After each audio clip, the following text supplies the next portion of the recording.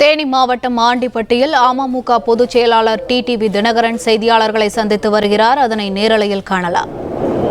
எதுக்கு வெண்ண கிடையாது அப்படின்னு நம்ம ஊர்ல ஒரு பழமொழி உண்டு.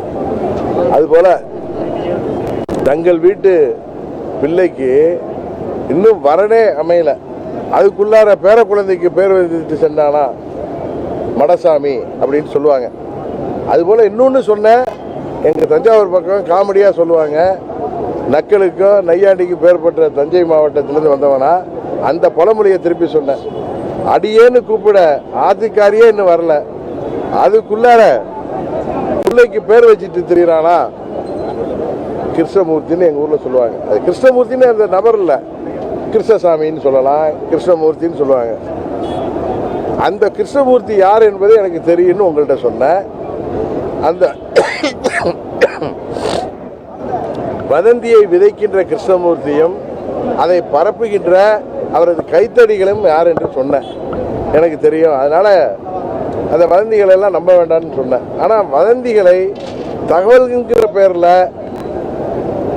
அதை செய்திகளாக்கும் பொழுது எங்கள் தொண்டர்கள், எங்கள் நிர்வாகிகள் 8 ஆண்டுகளாக என்னோடு ஆளும் கட்சியாக இருந்த பொழுது ஆட்சி அதிகாரம் அதன் பலன்களை எல்லாம் தூக்கி எறிந்துவிட்டு அம்மாவின் லட்சியங்களை, அம்மாவின் கொள்கைகளை அடுத்த நூற்றாண்டுகளுக்கும் கொண்டு செல்கின்ற ஒரே இயக்கம் அம்மா மக்கள் முன்னேற்ற கழகம் தான் என்பதை மனதிலே கொண்டு என்னோடு லட்சம் தொண்டர்கள் தமிழ்நாட்டில் இன்றைக்கும் பயணித்துக் கொண்டிருக்கிறார்கள். உங்களுக்கு தெரியும், நீங்கள்லாம் பெரிய ஜாம்பவான்கள் சொன்னவங்கெல்லாம் எங்களை விட்டு போனாலும் இந்த இயக்கம் உயிரோட்டத்தோடு தமிழ்நாட்டில் தவிர்க்க முடியாத ஒரு அரசியல் இயக்கமாக, அரசியல் சக்தியாக இந்த இயக்கத்தை லட்சம் தொண்டர்களும் அவர்களை வழி நடத்துகின்ற நிர்வாகிகளும், விலை போகாத நிர்வாகிகள், சுயநலத்துக்காக சுய லாபத்திற்காக விலை போகாத நிர்வாகிகள் என்னோடு இருக்கின்ற வரை இந்த இயக்கம் உயிர்ப்போடு இருக்கும்.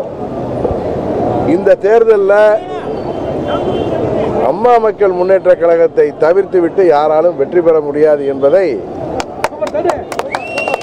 நான் பலமுறை சொல்லி வந்தேன். இது ஏதோ அதீத நம்பிக்கையில சொல்ல, எனது 30 ஆண்டு நேரடி அரசியல் அனுபவத்தில் ஒரு மாபெரும் அரசியல் ஆளுமையாக மறைந்த பிறகும் இன்றும் மக்களால் தினமும் நினைத்து பார்க்கப்படக்கூடிய இரும்பு பெண்மணி அம்மா அவர்களுக்கு அருகிலேயே எனது 23 வயதிலிருந்து இருந்து அவர்கள் முதலமைச்சர் வரை அவர்களுக்கு ஒரு உதவியாளராக, அவருக்கு ஒரு பாதுகாவலராக, அவருக்கு சேவகனாக, நான் அவருடைய எம்ப்ளாயியா இல்ல, குடும்ப நண்பராக,